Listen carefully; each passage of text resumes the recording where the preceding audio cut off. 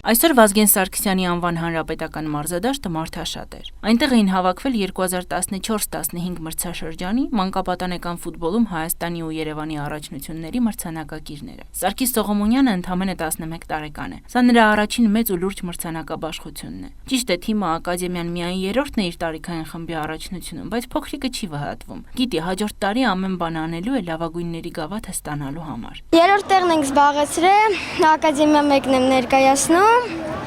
ու շատ ուրախ եմ դրա համար։ Առաջնության սկզբից առաջին տեղն էի նպատակ դրել ինձ,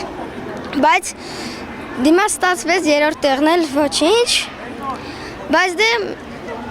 ոնց որ ասում, հաջորդ տարի անպայման նպատակ եմ դնելու լավագույններից լավագույնը լինել։ 9 տարիքային խմբերի 13 առաջնությունների մրցանակակիրներին, ինչպես նաև անհատական անվանակարգերում լավագույնը ճանաչված ֆուտբոլիստներին պարգևատրում էին Հայաստանի ազգային հավաքականի անդամները՝ Վարազդատ Հարոյանը, Տարոն Ոսկանյանը, Կամո Հովհաննիսյանն ու Լևոն Հայրապետյանը։ Ու եթե փոքրիկները ոգևորված էին ազգային հավաքականի իրենց սիրելի ֆուտբոլիստների ներկայությամբ, ապա անձամբ տղաները ոգևորվում էին կատարվածով։ Իրենց ֆուտբոլային պատանեկությունը նման մրցանակաբաշխություններից ու հիշարժան պահերից զերծ է եղել։ Ժամանակ այսպես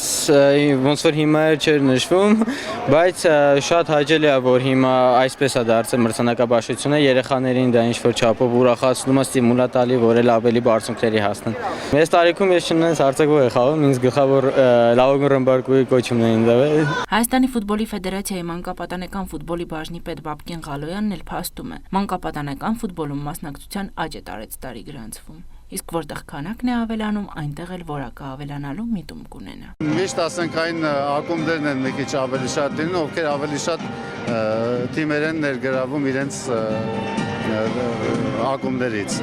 Օրինակ Փյունիկը, Բանանցը, Միկան ակադեմիան նրանք մի քիչ շատ են լինում, որովհետև ավելի շատ խմբեր ունեն։ Իսկ ասենք կան ակումբներ, որ քիչ խմբեր ունեն, դրա համար ասենք քիչ են իրենց մրցանակի ստացած թիմերը։ Նախորդ տարիների համեմատ միայն տարբերությունը նա է, որ ասենք թիմերն են ավելի շատ շատացել, երեխաների քանակն է շատացել, օրինակ ասենք մոտ 500-600 երեխայով ավելացել է, այս